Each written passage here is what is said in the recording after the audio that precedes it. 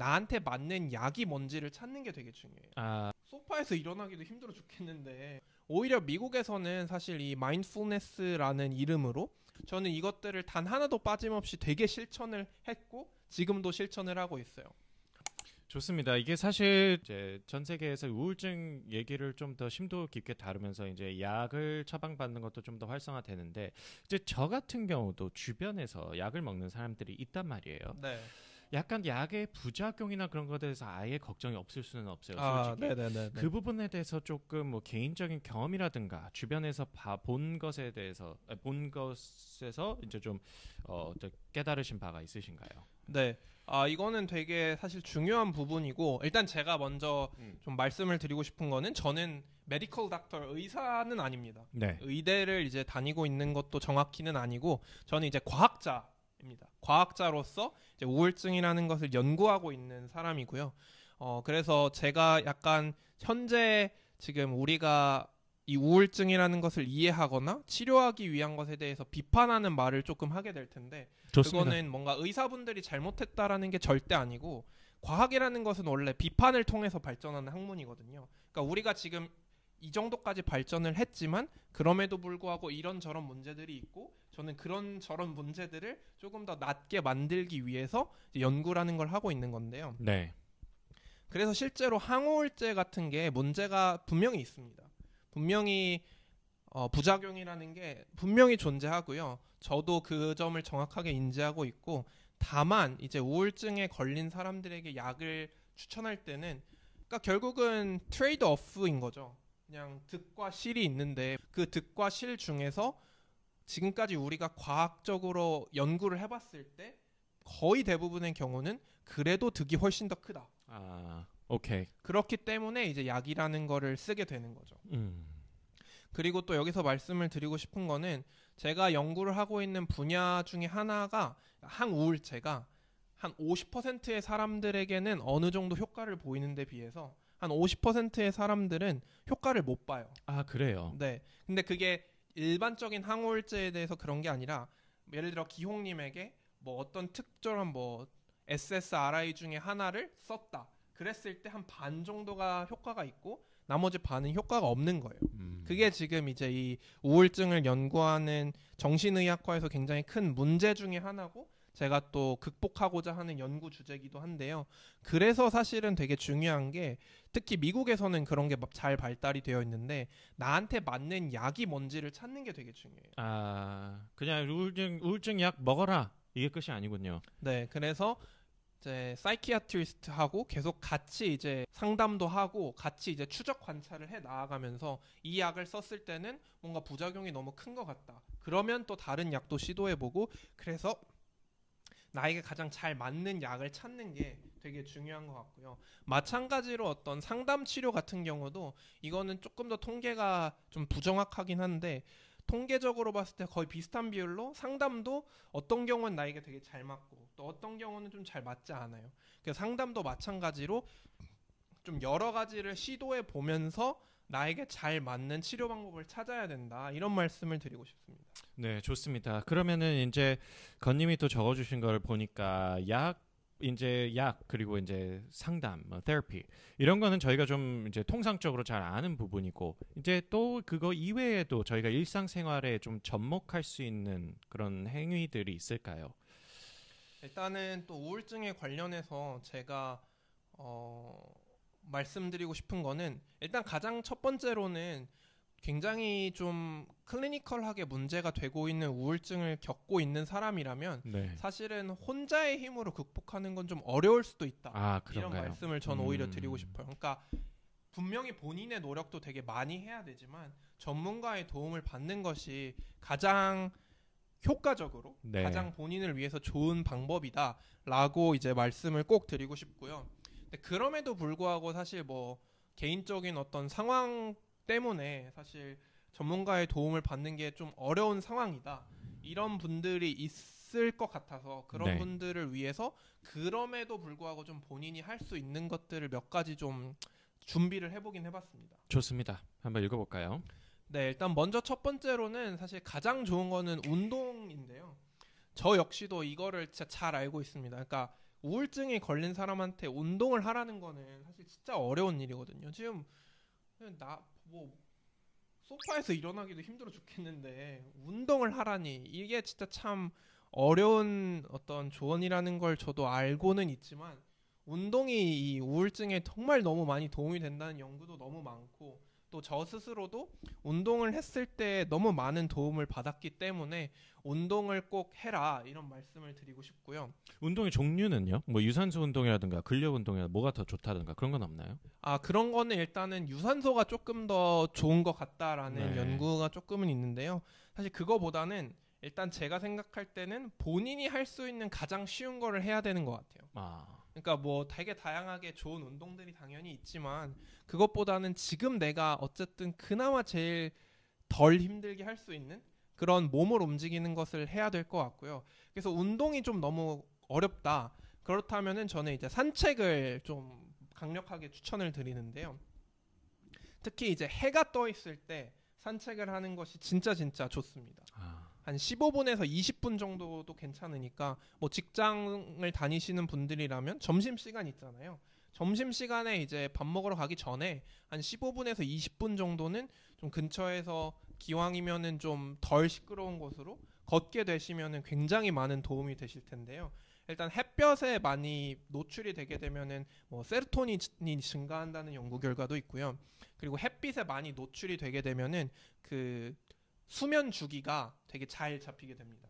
그게 수면 주기가 햇빛에 사실은 반응을 하는 건데 우리가 굉장히 밤 늦게까지 이런 빛에 많이 노출이 되다 보니까 사실은 잠을 잘 못 자는 건데 낮에 적절하게 진짜 자연광에 노출이 되게 되면은 그 수면 사이클의 어떤 튠이 된다고 하죠. 그게 잘 잡혀요.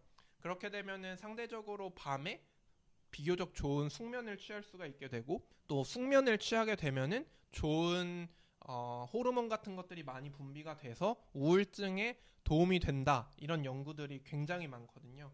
그래서 운동을 하시라. 운동이 좀 어렵다면 최소한 한 15분에서 20분 정도는 이제 밖에 나가서 햇볕을 받으면서 산책을 해라 이런 말씀을 드리고 싶습니다. 네, 좋습니다. 그리고 이제 명상도 있네요.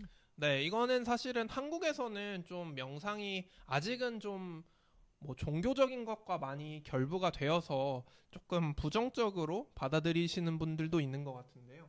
오히려 미국에서는 사실 이 마인드풀니스라는 이름으로 한국에서는 마음 챙김으로 주로 번역이 되는데요. 그런 것들이 굉장히 큰 과학적인 증명을 많이 받고 있어요. 그리고 제가 지금 실제로 이 리뷰 논문도 쓰고 있는데요. 이 마인드풀니스 연습을 하는 것이 우울증에 정말 큰 도움이 됩니다. 그럼 마인드풀니스라는 것이 무엇이냐? 사실 뭐 굉장히 이제 마인드풀니스는 깊게 들어가면 정말 많은 것들을 할 수 있는데요. 가장 쉽게 할 수 있는 거는 사실은 호흡이에요. 호흡. 왜 호흡이 좋냐면은 호흡을 하게 되면은 일반적으로 우리가 지금 이 순간에 집중을 하게 되거든요. 왜냐하면 호흡이라는 거를 할 때는 다른 생각을 하기가 되게 어려워요. 저희가 했던 연구 중에는 이제 아동들에게 이제 마인드풀니스를 가르쳤는데 뭘 했냐면은 그냥 하루에 몇 분씩 이렇게 손이 있으면은 요 손을 가지고 이렇게 올라갈 때는 들숨 그리고 내려갈 때는 날숨 그냥 요거를 좀 하루에 몇 번씩 반복해보는 그런 실험을 했었어요. 근데 되게 별거 아닌 것 같잖아요. 그냥 하루에 한 뭐 5분에서 10분 정도 투자해서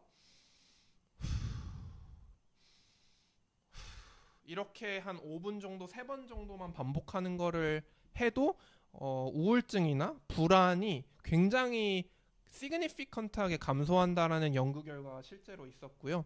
그리고 이런 거를 하게 됐을 때 한 2달 정도 반복했을 때는 심지어 그 아까 제가 말씀드렸던 그 뇌 부분의 활성화도나 그런 것들이 fMRI에서 달라진다라는 연구도 있어요. 그러니까 호흡을 하면서 왜 우리가 되게 뭐 좀 스트레스 받는 일이 있으면은 take a deep breath 이런 말 하잖아요. 사실 그거랑 되게 똑같은 것 같아요. 그러니까 그냥 크게 이제 들숨, 날숨을 하는 것만으로도 굉장히 이제 크게 도움이 된다. 이런 말씀을 드리고 싶고요. 그리고 이제 마지막으로 또 제가 드리고 싶은 조언 하나는 감사 일기를 써보라. 이야기. 이거 너무 좋습니다. 감사일기. 이것도 되게 좀 너무 사소한 게 아닌가라고 이제 생각을 하실 수도 있는데요. 또 이 고마움이라는 감정을 느끼게 되면은 이 도파민을 생성하는 부분에 이 스트리아툼이라는 선조체라는 부분이 있는데요. 그 부분이 이제 활성화가 된다라는 또 연구 결과가 있어요. 그리고 감사함을 느끼는 거는 또 감사한 부분을 찾게 되다 보면은 그게 감사함을 느끼게 되는 것 같더라고요.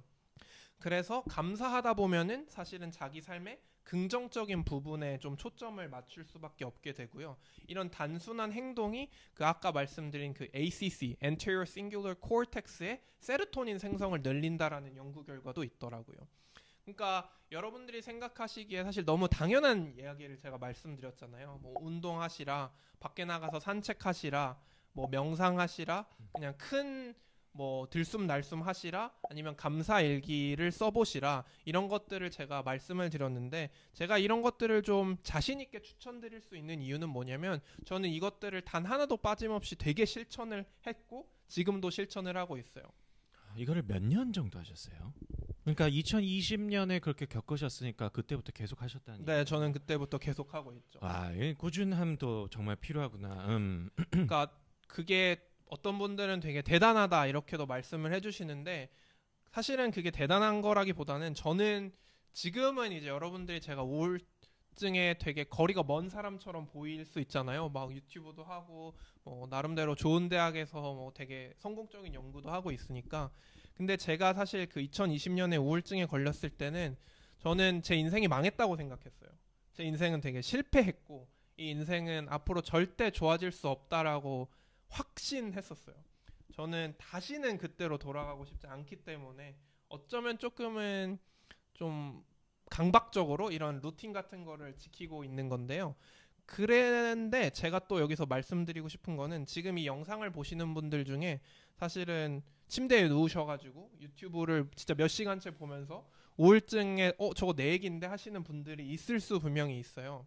근데 그분들께 꼭 말씀드리고 싶은 거는 분명히 바뀔 수 있어요. 뇌는 이제 플라스티시티라고 가소성이라는 게 있어서 뇌는 언제든지 바뀔 수 있고요. 저도 그런 정말 제가 느끼는 인생에서 가장 저점의 경험이 있었고, 그때는 뭐 외부 상황은 전혀 문제가 없었지만 저는 정말 제 인생이 너무나도 실패한 인생이라고 확신을 가지고 있었지만, 적절한 약과 상담의 도움을 받고 아까 말씀드린 것처럼 뭐 밖에 나가서 15분이나 20분이라도 꼭 이 햇볕을 받으려고 노력하고 감사일기를 쓰려고 하고 큰 호흡을 하면서 명상을 하면서 시간이 한 4년에서 5년 정도 지나고 나니까 저는 많이 좋아졌고, 지금은 저는 제 자존감도 많이 올랐고 제가 하는 일에 저는 되게 만족감을 느끼면서 살고 있어요. 그러니까 제가 드리고 싶은 말씀은 여러분들이 느끼는 감정은 정말로 진실입니다. 그러니까 내가 그것을 느낀다는데 어느 누가 그게 가짜라고 할 수가 있겠어요. 근데 꼭 말씀드리고 싶은 거는, 여러분들이 지금 인지하고 있는 이 현실은 진실은 맞을 수 있으나 앞으로 변할 수 있다. 그 얘기를 꼭 드리고 싶어요. 어제보다는 오늘이 조금 더 나아질 수 있고, 제가 말씀드린 뭐 운동이나 감사일기나 이런 걸 하게 된다면, 감사일기 같은 경우는 사실 지금 내 인생이 뭐 좋은 게 하나도 없는데 무슨 감사일기를 쓰냐, 뭐 이런 거라도 저는 하루에 3개씩을 보통 쓰거든요. 그냥 감사한 일을. 처음에는 진짜 막 말도 안 되는 거 막 억지로 막 찾아서 썼어요. 그래도 뭐 오늘 먹은 밥은 그래도 뭐 맛이 있었다. 아니면 뭐 그래도 내가 뭐 유튜브 본 것 중에 그거 좀 웃겼다. 뭐 이런 되게 사소한 거를 처음에는 쓰기 시작했는데, 그걸 꾸준히 하게 되니까 분명히 진짜 삶을 바라보는 태도가 바뀌게 되고요. 이 뇌라는 게 진짜 신비한 게, 내가 삶을 바라보는 태도가 바뀌면 실제로 서킷이 바뀌고, 서킷이 바뀌면 뇌에서 분비되는 뭐 뉴로트랜스미터라든지 뉴로모듈레이터, 여러분들이 요즘 좋아하시는 뭐 도파민, 이런 게 실제로 분비되는 정도가 바뀌어요. 내가 생각하는 방식을 바꾸기만 해도. 그러니까 꼭 말씀드리고 싶은 게, 제가 여러 가지 드린 말씀 중에 적어도 하나라도 오늘 지금 당장 시도를 해보시고, 그것을 어렵지만 포기하지 말고 꾸준히 시도를 해보신다면 저는 분명히 조금씩 나아질 거라고 확신합니다. 저도 당장 집에 오늘 들어와서 저의 감사일기를 쓸 건데 이게 사실 구독자분들, 청취자분들 중에 혹시라도 이런 걸 느끼고 계실 분들을 위해서 이제 건님이 얘기하시지만 사실 이제 저도 그래요. 바로 옆에 있지만 저도 이제 현대인으로서 직장 생활로서 저는 아무래도 계속 이제 남들과 비교를 함에 있어서 그게 본질적으로 좀 생기지 않았나 싶은데 저도 너무나도 크게 위로를 받은 그런 에피소드였던 것 같습니다. 그래서 참 감사하다는 말씀을 드리고 싶고 건님한테 그리고 이제 앞으로도 연구가 잘 이루어져서 이제 아마 아까 그때 약의 효율성도 높이는 것에도 관심이 있다고 말씀하셨는데 어떤 연구를 하시게 되든 이제 조금 저도 그런 것들을 약간이나마 좀 겪은 사람으로서 네, 좀 더 진짜 이제 세상을 이롭게 하는 것 같아요. 이게. 네. 네, 감사합니다. 네. 그래서 뭐 어떻게 보면 저한테는 오히려 전화위복이었던 것 같기도 해요. 그러네요. 저는 사실은 뭐 다른 에피소드에서도 좀 얘기를 할 것 같긴 한데 뭐 학점이 그렇게 어마어마하게 높은 사람도 결과적으로는 아니게 됐고 뭐 영어를 막 다른 사람들처럼 압도적으로 잘하는 사람도 아니었고 물론 저는 그래도 뭐 열심히는 했죠. 근데 그 제가 MIT에 들어올 수 있었던 가장 큰 이유는 결국은 진심이었거든요. 이게 되게 진부한 얘기로 들릴 수가 있겠지만 저는 우울증을 겪었고 그 우울증이 겪었을 때 너무너무 힘들었거든요. 그래서 그 힘든 거를 그럼 내가 좀 겪었으니까 다른 사람들은 좀 덜 힘들게 하고 싶다. 저는 이 마음이 진짜로 진심이 있었던 것 같고 그 진심을 정말 인터뷰랑 자소서에 담았던 것 같아요.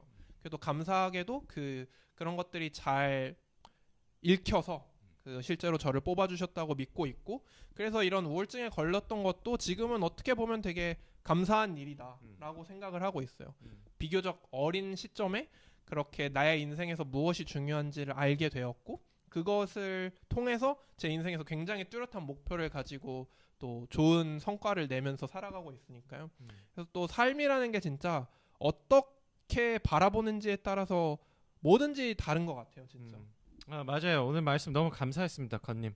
이제 항상 위기가 기회다라는 말을 이제 건님 인생을 돌이켜봐도 공감이 되는 것 같습니다. 네, 오늘 말씀 너무 감사했습니다, 건님. 네. 오늘 되게 저에게 있어서 사실 되게 중요하고 어떻게 보면은 좀 얘기하기 어려운 부분이었기도 했는데 어쨌든 보시는 분들에게 조금이나마 좀 도움이 됐으면 좋겠고 저는 지금도 사실은 MIT에서 우울증 관련된 연구를 하고 있으니까요. 우울증 관련해서 여러분들이 좀 궁금한 점이나 아니면 앞으로 좀 제가 다뤘으면 좋겠는 부분이 있으면 좀 댓글로 달아주시면 앞으로도 더 많이 그런 내용을 다룰 테니까 또 재밌게 보셨으면 좋아요도 눌러주시고 댓글도 많이 달아주시면 또 다음에 더 좋은 유익한 컨텐츠로 찾아올 수 있으면 좋겠습니다. 네, 꼭 댓글 달아주세요, 여러분. 네. 네, 그러면 감사합니다. 감사합니다.